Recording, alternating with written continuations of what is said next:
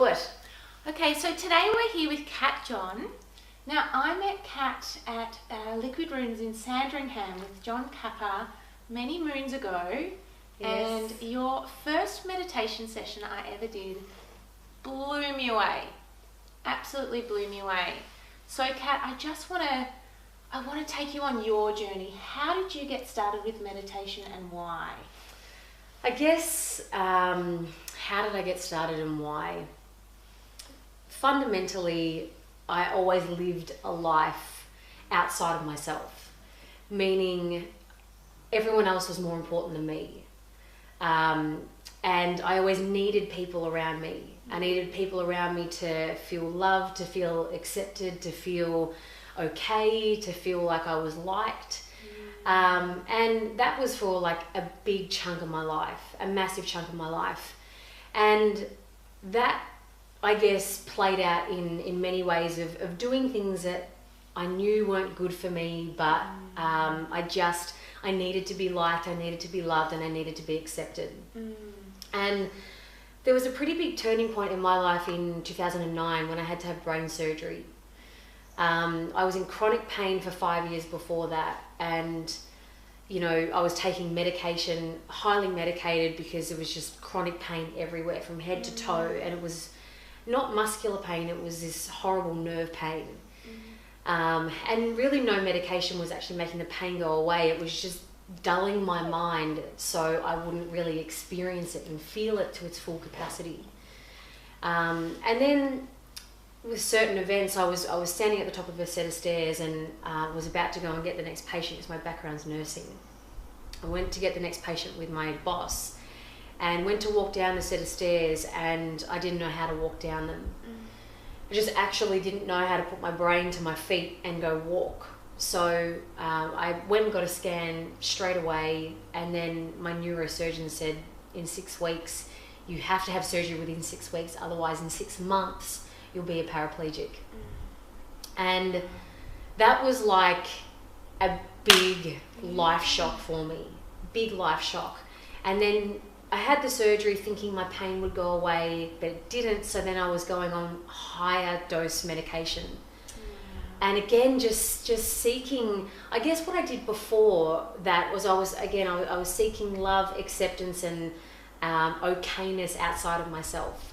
And when I was in pain, I was seeking something outside of myself to relieve me, to relieve the pain, and it just wasn't working. They were the drugs. And they were the drugs. And so 12 months later, I just said to my family, like, I either have to live or die, because wherever I am right now, I don't know where I am. I'm lost, I'm exhausted, I'm angry, I'm frustrated, I hate life, and I hate myself. And so they took me to a different specialist who basically gave me a kick up the butt, and he said, you need to live. You need to learn how to live again. You need to learn to train your mind, to open your heart, to energize your body, to believe you're healthy, to believe you're worthy of being alive, and to believe that you can have a good life. And I said, well, how do I do that? And he gave me a myriad of different options through moving my body, through, speaking all the repressed stuff that was in my heart. But then one of them was meditation. And back then I never knew what meditation was. I was pretty asleep to it. I wasn't into it. But once I started getting into it and finding out what it was giving me life.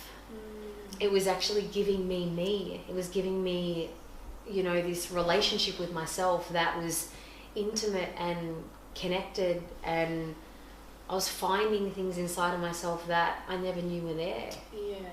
So it was, I guess, a bad situation that got me into meditation. And now I don't need a bad situation to get me into meditation. Now it's just a part of my life, because to me it saved me from a lot of crap. Yeah. So there's this big stigma around meditation. Like people think that it's, a monk sitting on a pillar wearing white. Can you explain what is meditation? And I know that there's lots of different forms of meditation. Yeah. And that's it. There's so many forms of meditation, and it's about finding what feels good for you And there's so many, I guess, rules and restrictions about how to meditate, when you should meditate, what finger you should hold to, access certain meridians. And that's all cool and that's all great. But to me, meditation is connecting to yourself, to your true self. And I use meditation to get answers from inside myself, and also to connect to spirit or the universe or whatever you want to call it. People call it God, people call it Allah, people call it Buddha. I guess it's my time, firstly, to connect to me, and secondly, it's like a personal prayer that I send out to the universe. And I guess I don't care how people meditate. I never studied, okay, I've got to sit there in an upright position because this is going to mean that I'm meditating. I lie down, whether it's in my bed, whether it's on the couch, whether it's out on the beach, whether it's daylight, whether it's nighttime. I don't give a shit about that, because if your sole intention is just to connect with you, you can do it anywhere and you can do it any time of day, and you will always connect in. So I think that, if you just have the intention that meditation is a way to connect to yourself, then you're meditating. And it doesn't matter how you're sitting, how you're lying, where you're doing it, for how long. Yeah, not even for how long. If you can access you, that to me is like the king. And so is there any really small meditations that people can start with? If they've never meditated before, what is something that somebody can start with? I think certainly the one that changed my life was gratitude. Simply focusing on gratitude. Because in my belief, your focus determines your reality. And so many of us focus on what we don't like about ourselves, what's lacking, what's not good about life, why their life sucks, why they hate their job, why their partner annoys them, why their friends are shit. And it's like, you know what? If you just use this mind of yours to focus on what's amazing about your life, and if you do that through meditation whilst connecting to yourself, life changes. Beforehand, when I wasn't meditating, I was focusing on pain, how much I hate my life, how much I, didn't like my relationship, how much I found everyone annoying, how much I hated my job because I was in chronic pain all the time. And I had to shift my focus.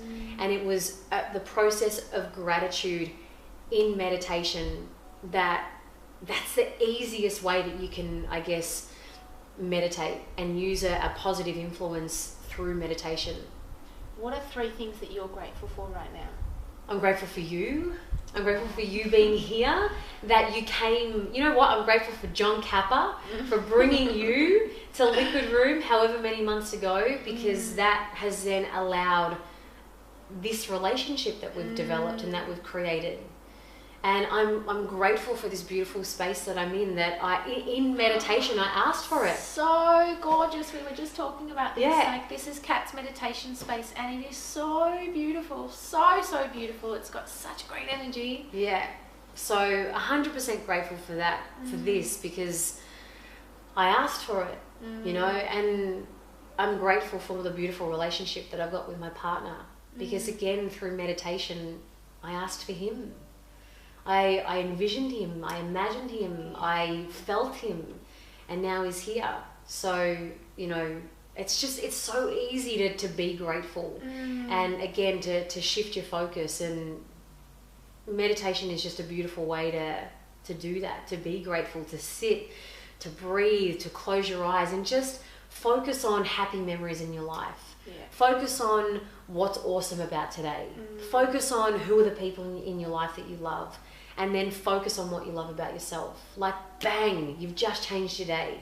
Completely. And there's something you just said about visualizing. Can you go into that a little bit more? So I guess I have a strong belief that when you can see something, whether it's obviously out there, but when you're inside yourself and you're meditating and you can visualize something, then it will be your reality. We are energy and we are vibration, and the universe out there, the law of attraction, will respond to us. And so it responds to our thoughts, it responds to what we see internally, it responds to our feelings, and it responds to our actions. And if you're there in meditation, visualizing what you want, visualizing what you want your life to look like, with visualizing you being happy and free and having the best people in your life, the best job, the amount of money you want to earn, and then you can feel it, the universe responds. That's actually how I manifest, through meditation. And that's so, so powerful.